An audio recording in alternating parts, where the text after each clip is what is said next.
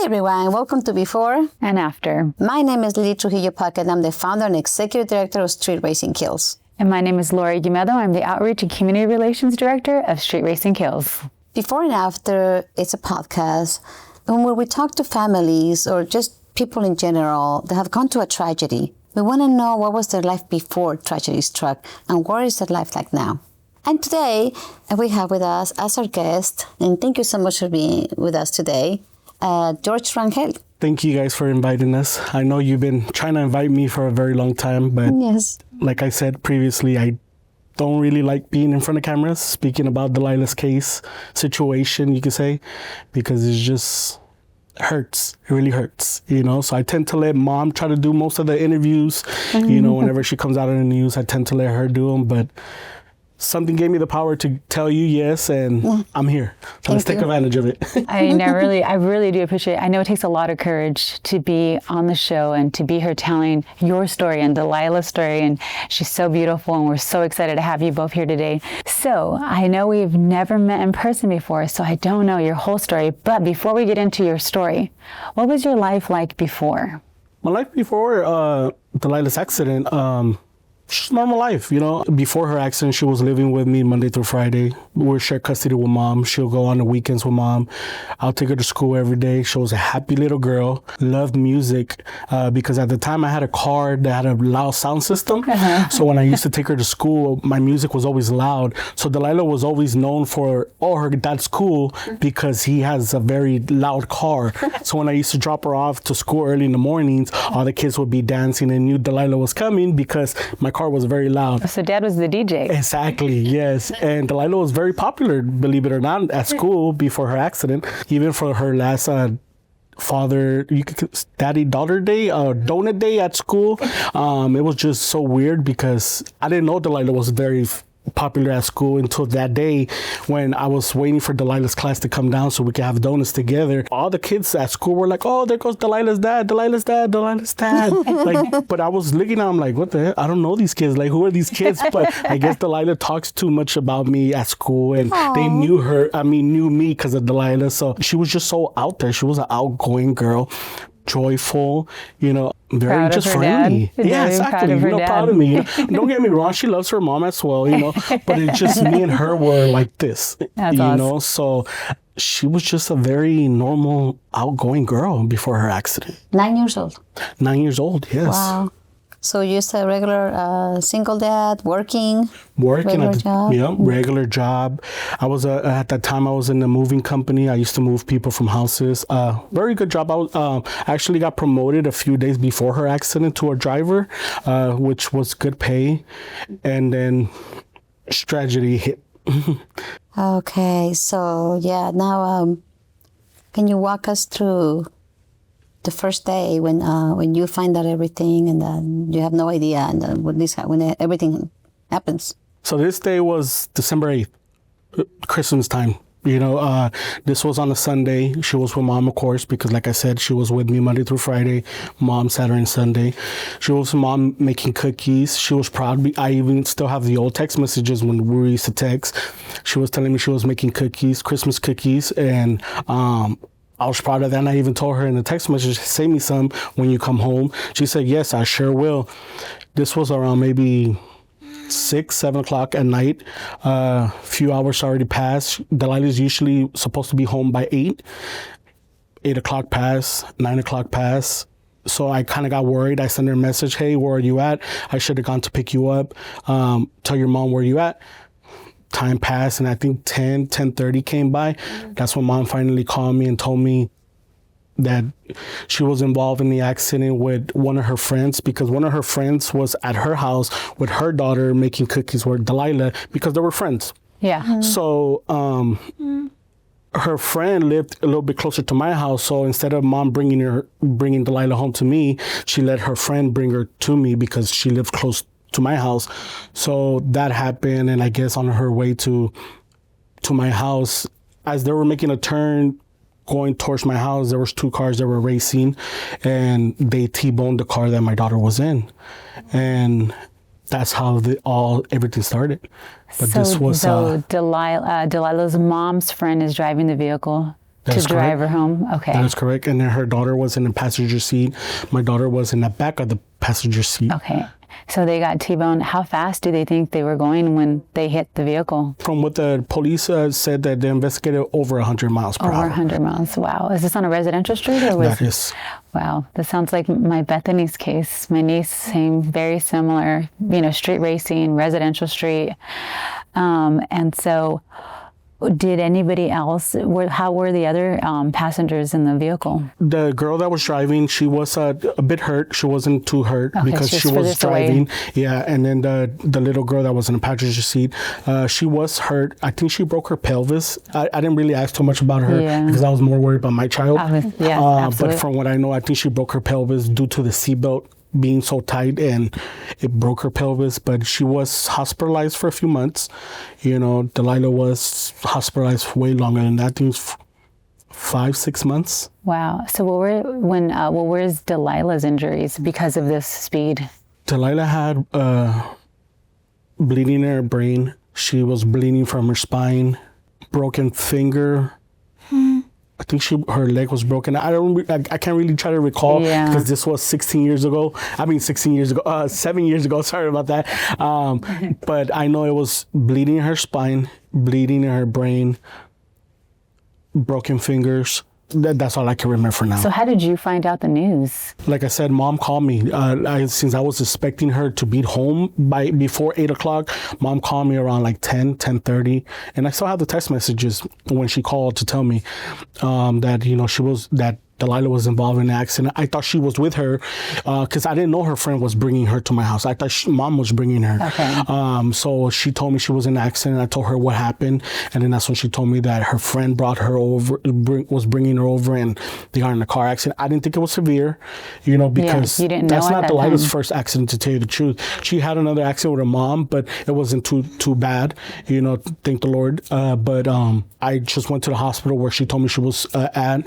And when I got to the hospital and I finally walked into the room wherever they had her, that's when I saw that it was just really bad. Wow. She was bleeding from everywhere. She just had blood everywhere. So you walk into the ICU and you just go straight in, and It wasn't the ICU. It's just their emergency room where they usually just take you into the room first before they take you up. Yeah. And that's when I see that she was bleeding from everywhere. Doctors are saying, hey, we need to take her up and open her head up because she's bleeding internally. She could die from just brain damage, having too much blood in her brain. So, I just didn't know how to react. It hit me, because I started crying because that's my child. I saw my daughter.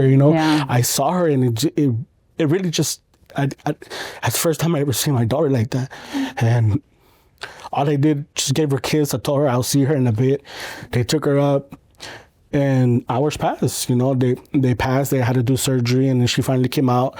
Doctors came to talk to us, to tell us they did have to open her up. They had to remove part of her skull to let her brain swell up as much as they could to let it go back to normal.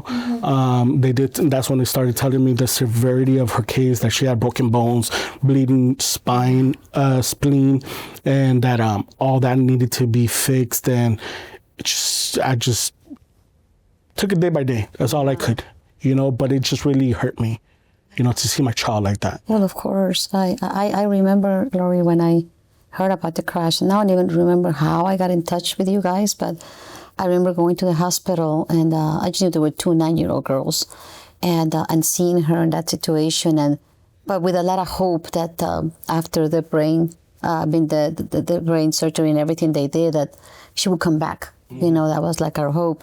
Then later they told me, okay, she's out of the hospital, and that's when I met you for the first time, and when you were in rehab, I remember. I went there, and that's when I really saw her more, like, trying to do more things with her. My hope was that she was eventually going to be okay, and then she was going to come back. And after that, I think that's when your journey began. Mm-hmm. Right? That's when it started. Well, so at the end, the rehab and everything, where is the final diagnosis that she has, that you had to come back home with?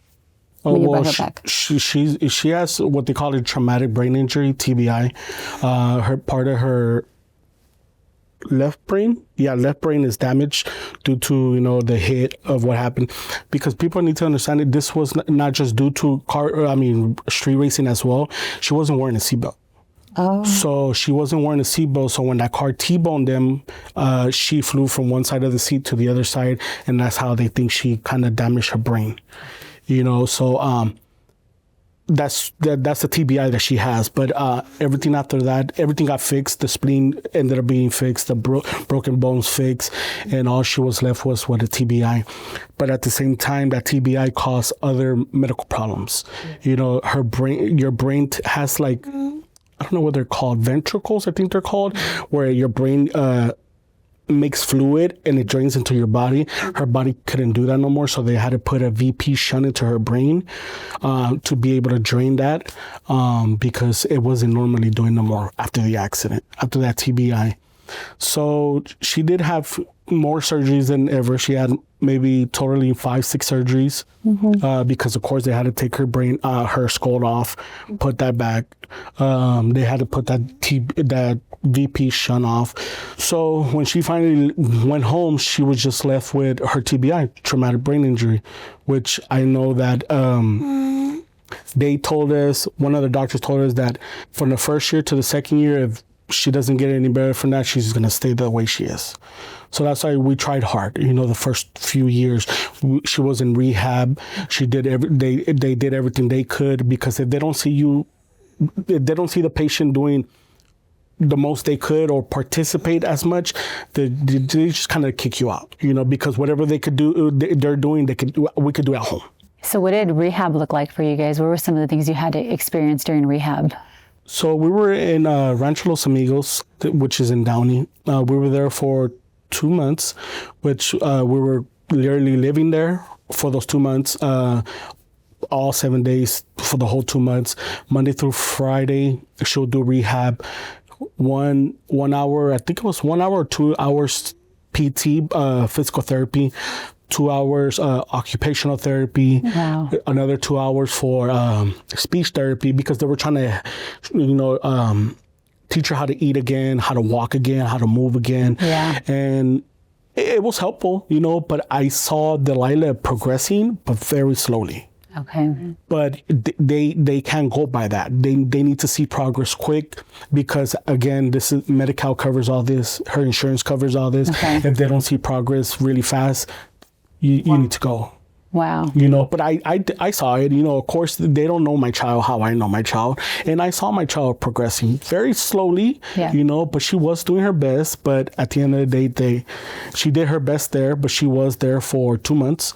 We took the best we could. I learned, Mom as well learned the best we learned from the therapist there. Yeah. And we took that home. So your life completely stopped.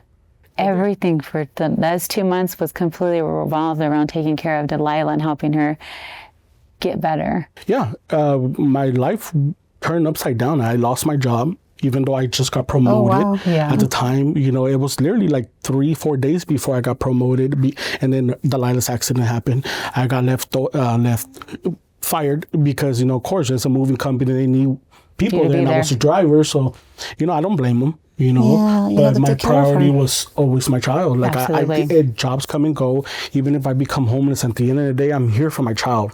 My daughter comes first, her health comes first, and I got to do whatever I do. And my life was just completely. So you've dedicated, since everything happened, diagnosis everything, you're back home, you lose your job, and now you have to learn how to take care of her. Of course. Okay. That was difficult too, because it's not like changing a child's diaper, Yeah. It's not like feeding a child, it's different, because this is at the time, of course, she was still 9 years old. So she was smaller than she is now. She's very big. Look at her. She's growing. 16 years old, right? Exactly. Yes. She's 16, but it was different because I didn't know how to change a 9-year-old at the time. I didn't know how to feed somebody from a tube, because she is being fed through a tube in her stomach. So I didn't know how to do that. Of course, they trained us even before they let us go. They have to train us, but it was just something that I never thought I would have to do. I didn't think that. So of course, it was very hard. It was very hard on myself, because it's just me, myself. Mom, at the time, we were sharing custody with her. Mm-hmm. She will be with me 2 weeks, and then 2 weeks with Mom. Mm-hmm. but it was harder for me because it's just me. Mom has other help. She has her kids too. You know, her kids tend to help because they're Delilah's siblings, you know. Yeah. But Delilah's my only child, so it was very hard to see my child like this and me changing her diaper because I shouldn't have to be changing my daughter's diaper at 9 years old. Right. I shouldn't be having to feed my child through a tube at 9 years old. Right. You know, she was already eating for herself, talking for herself, walking for herself. Yeah. And for me to do all this again, it was very hard, you know? Yeah, of course. I know it sounds like I'm complaining, but, you know, I'll do it again. You know, I'll keep doing it. Yeah. You know, and I'm still doing it, but it just, I never thought I will have to do this again. Absolutely. And over what? For a young man to street race down a residential street. Absolutely. And, you know, that's what the organization's all about. This is why we have you here today, to, you know, raise awareness about the dangers of reckless driving and how many people's lives are completely changed. And amazing. Yeah, and I give you so much credit for everything that you're doing. I mean, as a father, any child, you know, would be lucky to have a dad like you. And you dedicated your life to taking care of Delila, and look at how amazing she's doing today. 16 years old. I mean, oh wow, I can't believe she's 16 now. Tell us a little bit, because now there's another big part of this whole thing. I mean, it's the man that decided to race, the trial.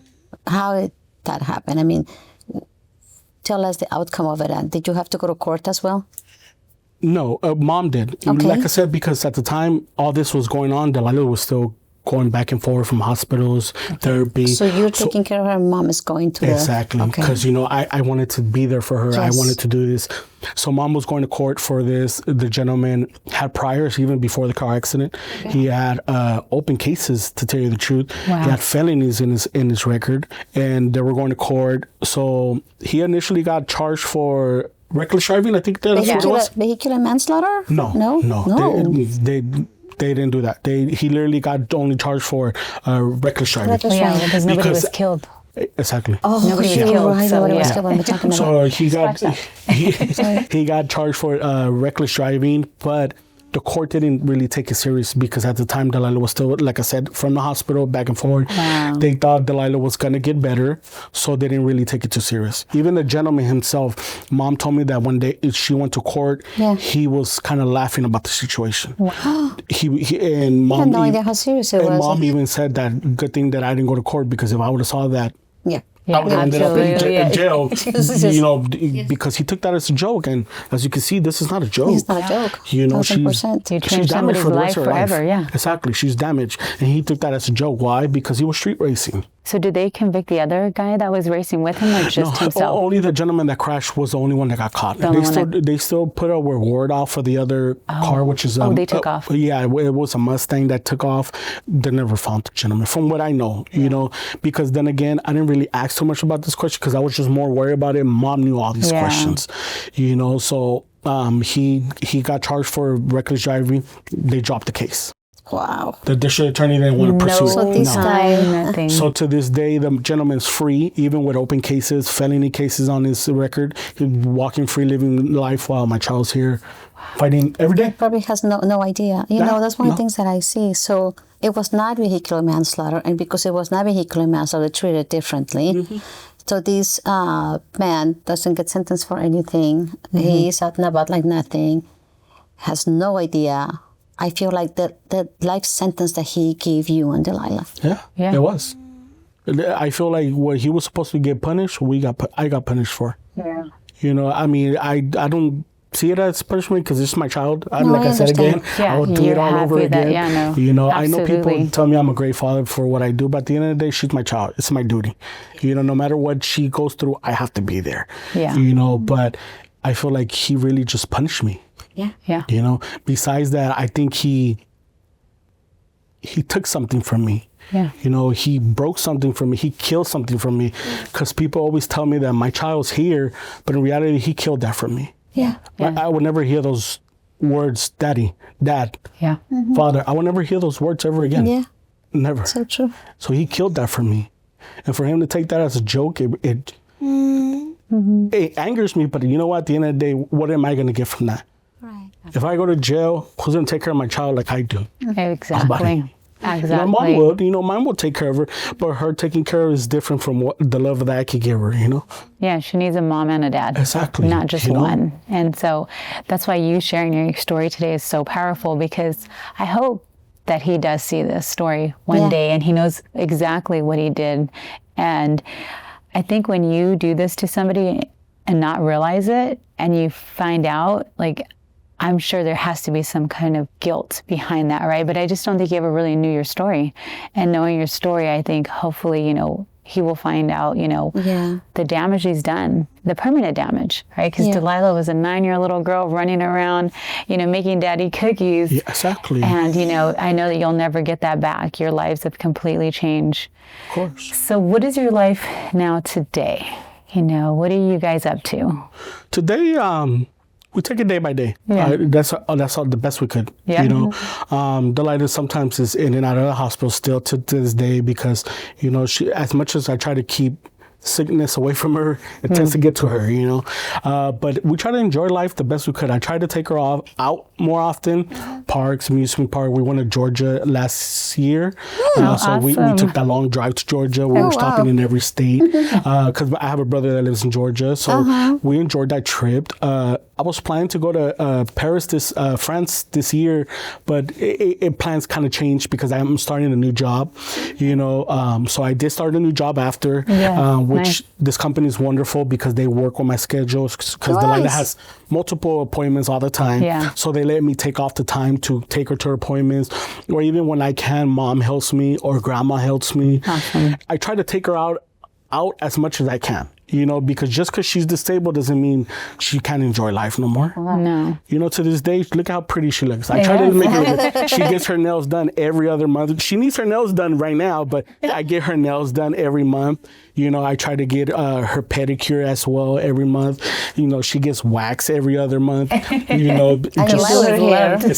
I do my best. Don't get me wrong. It's not the best. Very cute. But, I would love for you to do my hair. Look at that. Yes. I do my best for her, but I try to enjoy life the best I could due to her abilities. Yeah. Absolutely. Well, you guys both got long hair, so. But I try to take her out as much as I could. I know that she just had a quinceañera last year, and I saw all that through Facebook. That is awesome. Oh my gosh, she looks a lot like her mom. And she looks a lot like mom. And she had like makeup on. Beautiful I can't girl. wait to see those photos. Yes. So how was it like planning her quinceañera? It's funny because mom didn't want to do it because of the situation. Yes. I did. I didn't care. You were excited. Yes. I was like, you know what? Because like I said, just because she's disabled doesn't mean she can't enjoy life. So ever since her accident, I said, she's going to have it. Yeah. Whether you want to or not, I'm going to do it. So she finally cave in and decided to move forward with it, and it was a wonderful experience. She got her makeup done, which was the first time I ever seen her makeup on her. That's what I saw. She looks so much like her mom. 15 dress was made by one of her mom's auntie, handmade. Everything was handmade. Oh, beautiful dress.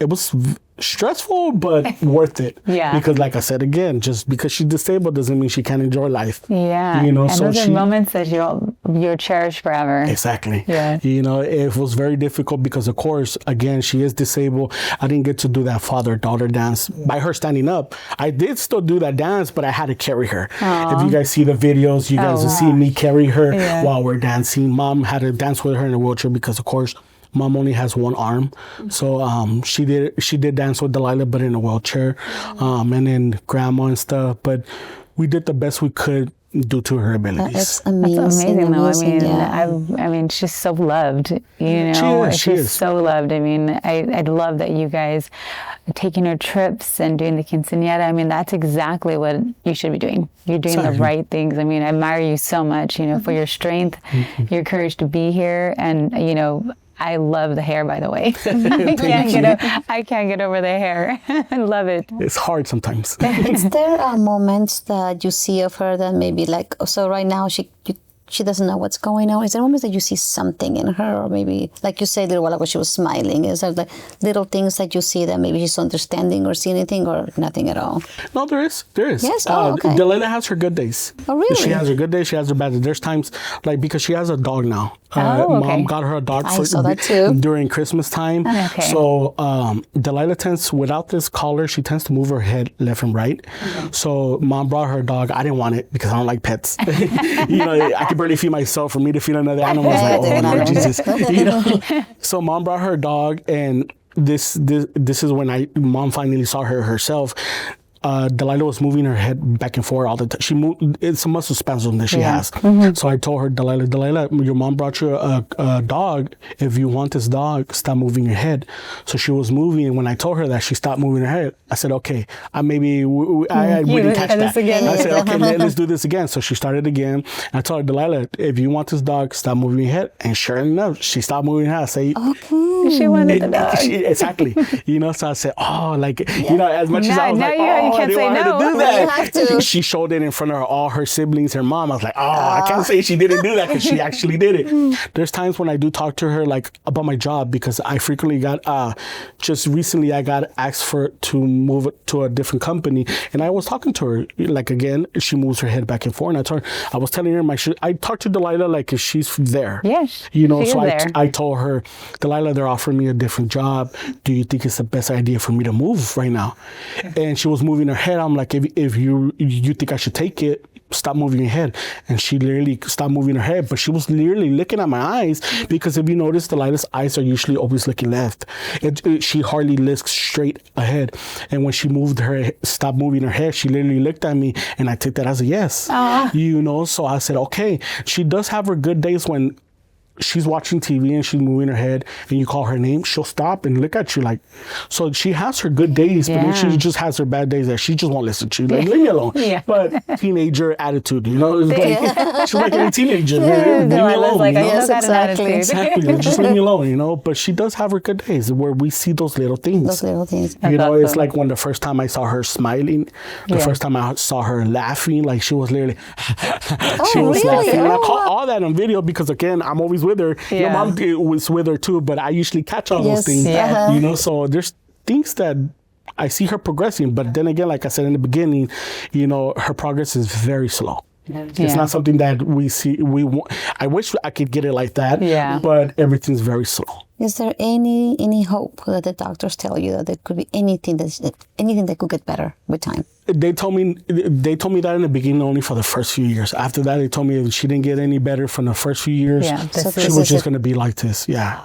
But, you know, with the grace of God, there's Look at hope. this. Yeah, Yes. there's always hope. Yeah. You know, I don't sit here and hoping. I just keep doing what I'm doing. Exactly. And if she gets better, hey, it worked. You know?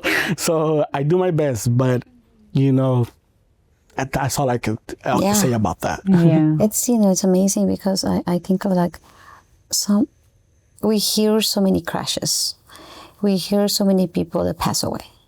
We hear so many people that survive. But just because they survive doesn't mean that they're okay. Yeah. You know, this is just one case out of so many, but a very special case because this is Delila who we're talking about. This little 9-year-old that is now 16 years old, and this is her life now, and people don't think about that. We don't think about maybe even the punishment being hard enough just because the person survived. Yeah. And now, like I said, you're with this life sentence. You and your family, you and her mom, you know, not just that, it goes beyond, it goes to siblings as well. I mean, her brothers, her sisters that she must have too, right? That this is just not something that just happened. And this happened because how many miles an hour was he going? He was going over 100 miles Over per hour. 100 miles an hour was what he. So she was in the back seat behind her girlfriend. So her little girlfriend was with the mom in front, right? And she was in the back, unseatbelted. Unseatbelt, yeah. Do you think now, I mean, what message can you give not only to the youth, but let's talk right now a little bit about parents. I mean, what would parents should be aware of when they're taking care of the kids? To like, you know, like in this moment, didn't even think about it. They just put the kids in the car. Any message you can But give it's to not parents? just parents, it's just any adult, because if you have a child with you or somebody entrusts a child with you, like a niece, nephew, brother, sister, the first thing you should do is have your kid, a child, put their seatbelt. An adult, you could tell them, but at the end of the day, if adult wants to do whatever he wants, they do it. But a child has to have a seatbelt. So even if I take my nephews with me, the first thing they know is put on your seatbelt. Yeah. If I don't want to wear a seatbelt, that's my choice. I'm an adult, but you as a child, you need to do what you need to do. There might still be tragedies there. That happen even when people are wearing seatbelts, but most of the time they do save their lives. Yeah. In this case, I feel like maybe it would have saved Delilah's life. I agree. It would have saved her from having that brain injury. Maybe she would have still had a bleeding spleen, broken fingers, but it would have saved her from that traumatic brain injury. But it's always if. We never know. We'll never know. Exactly. That's what we always talk about, because in both cases, Valentina also didn't have her seatbelt on. She was sitting right behind Ezra. It was the same case as Delila. And in your case also, Bethany was not wearing her seatbelt. And I feel like, yes, that speed, right? The speed is what killed her, but at the same time, just maybe, we will never know. The same thing if they would have survived, because Valentina, in her case, she also died from blunt force trauma. Yeah, that's to the brain. And so it's and same thing. Yeah, it swelled, and she had blood coming out of her ear, and unfortunately, it stopped her heart. In Valentina's case, but and same thing with Bethany. Same thing with Bethany. Her cause of death was blunt force trauma, and it was the head injury that took her life that day. But her brother was not wearing his seatbelt, and he was in the vehicle with her too. And just like Delila, because he wasn't wearing his seatbelt, he did hit his head, and half of his skull was removed to let the brain swell. And so when you're talking about Delila, exact same thing happened to my nephew. We were fortunate that he survived. He had a 50% chance of survival, and he was induced into a coma. But they did tell us that he would have to learn how to walk again and talk again. And Emilio just got really lucky that, he was able to wake up, and he knew who we were, and he was able to walk again and talk again. But he will have seizures for the rest of his life, and he's on anti-seizure medication for the rest of his life. Child. So she's on anti-seizure medication? Yeah, she is. Yeah, that's another thing. See, I forgot about that. Yeah, she was left with seizures, something that she didn't have before her accident. Oh, yeah. So after her brain got damaged, it caused seizures, and she's on seizure medication now. She's actually on like 4 medications. Yeah. But what's crazy about that the first hospital she was at didn't catch that. Yeah. When they saw her having those seizure type symptoms, they just thought it was normal due to the accident. Yeah. Until she was transferred to a different hospital, the doctors there saw her and say, "Hey, what's going on with her?" Yeah. We just told her. I told them, because at the time I was there when that happened. Oh, it's normal. The doctor told her it's normal. He's like, I don't think that's normal. Yeah. So they finally connected her to a EGG. I think that's what it's called, or EKG. It's something like that. They put monitors on her head, and he finally gave me the news like, "Hey, your daughter's having seizures." Wow. And she wasn't having them just once a day. She was having about 30 to 40 a day. Oof. But we thought it was normal due to the first doctors telling her, "Oh, it's normal," due to her accident. Wow. So this second hospital caught that, and I'm thankful for that, because people die from seizures. From seizures, yes. People die from that. And thank the Lord they caught it, and she's doing better. She still has seizures here and there. Yeah. Because due to her brain damage, it's not something that they could stop. They're trying to. Yeah. They're trying to put a device into her head to kind of help stop that. Yeah. But Delilah's already been through so much that we were thinking about not doing that now. I was going to ask you that. Okay, so no more treatment, no more nothing. Not just for now. Just for medications. Because it's very hard for her. Yeah. She's been through so many surgeries, But then again, sorry, I didn't mean to interrupt you. But yes, she does have a lot of seizures. No, absolutely. That's actually why I brought it up, because as I hear you talk about Delilah's case, it reminds me a lot of Emilio. And the first year was touch and go. He had 3 major surgeries seizures that almost took his life. And I remember going into the hospital, and it was like reliving the crash all over again, right? We were back in the hospital. We're all there hoping and praying that he would survive these seizures. And I mean, you think they're out of the woods when they get out of the hospital and they're going to be okay. And now we're dealing with seizures, and we have no idea what causes it, but it is the traumatic brain injury. And they also don't have a perfection of how much medication to give you. So they're guessing how much medication to give you to try to stop the seizures, and that's why he had so many. So in the end, they found a dose that worked for him. He hasn't had a seizure in the last couple of years, thank goodness. But again, it's touch and go. I mean, you live one day at a time and hope that, the medication is working and he doesn't lose his life from a seizure. Wow. And it's scary. Yeah. It is very scary. What the doctors have been told, they have told me is she will not live a very long life. Wow. So that's why I tell people that's why I try to enjoy life as much as I could now, because she might not. I pray every day that she does. Hopefully she grows to an old age and I die before her, But they have told me that, with all the complications that she has, because she, like I said, she still has seizures every day. As much as that she's on 4 medications, she still has them every day. She gets pneumonia most of the time, all the time. And it's just so much pneumonia you could get before anything serious really happens. So like I said, that's why I try to stay away from people that are sick or anything of that, to prolong her life longer, I want to keep her until she's old and I can't care for her no more. And her siblings have to take care of her or something. Delilah's looking at us, by the way. She's like, I see you guys. I'm seeing her right now. And she finally woke up with so much talking. We're talking so much, and she's like, they're talking about me. Yeah, but so, if you had a message that you wanted to share with people that drive recklessly, what message would you share to hopefully help somebody, save another person from going through the exact same thing you and Delila are going through and your entire family? It's hard to give a message like that, because as much as I try to tell people do whatever they want. Adults will do whatever they want, kids will do whatever they want. But I could say that it's not worth it. Racing is not worth it, because you're not just damaging your life or you're just not damaging your life, you're damaging somebody else's life. And not just her life, my life, mom's life. So it's not just one person you're destroying. You're destroying so many people around that person, which my daughter was not the only one that got affected. All of us, all our lives got affected. Yeah. All of us. Wow. Yeah. So it's not worth the racing. Take it to the track. Take it somewhere to where there's safe and precautions for stuff like that. Yes, exactly. At the end of the day, go pay some money to take it to the track.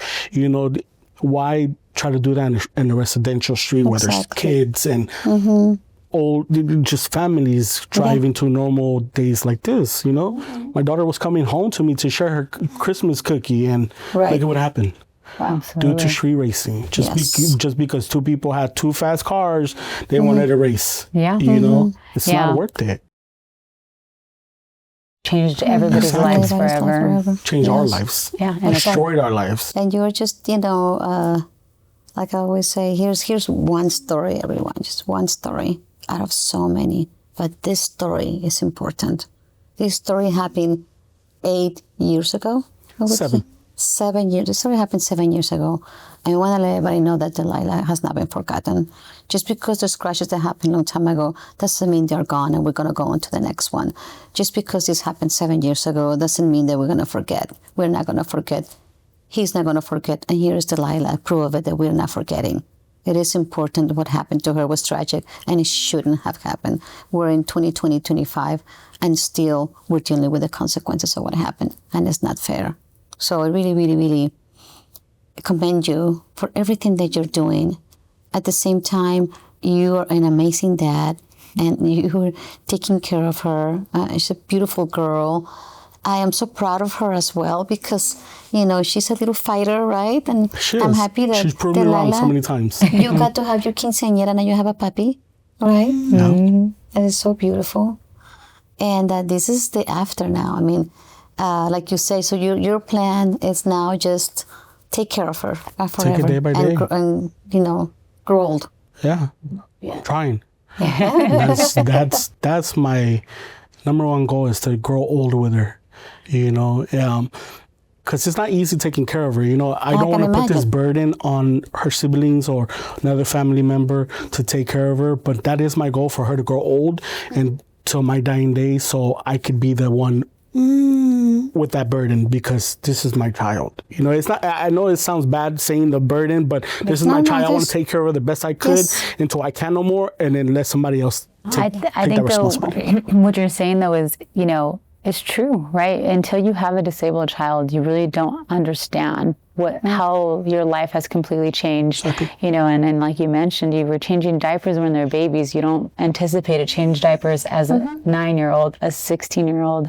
You know, the feeding through a tube, when, you know, just life has completely changed for you. So, and I thank you so much for having the courage to share your story, because not everybody understands, and it's great that you can share your story with others so they can understand how you can change somebody's life when you're driving recklessly. You know, this is the consequences of reckless driving. This is the reality of reckless driving. You know, and Delila should have her moment to do all the things she wanted to do in life, and that was taken away from her at 9 years old. Right? Yeah. And she has to live a different life now. And that's why I said, thank tell you so these much. kids, adults, it's not worth it. It's not. None of this is worth it, you know, because they took that from me. Again, you know, like I said, again, they killed that from me. I will never hear those words again, you know, dad or father. I will never be able to walk her down the aisle if she was ever to get married, you know. I miss those words. I really do. Every day I wish she could talk and tell me, Dad, I miss you, or Dad, or just, I miss her voice every single day, you know. So all I could do is reminisce from the videos I have of her and take it day by day.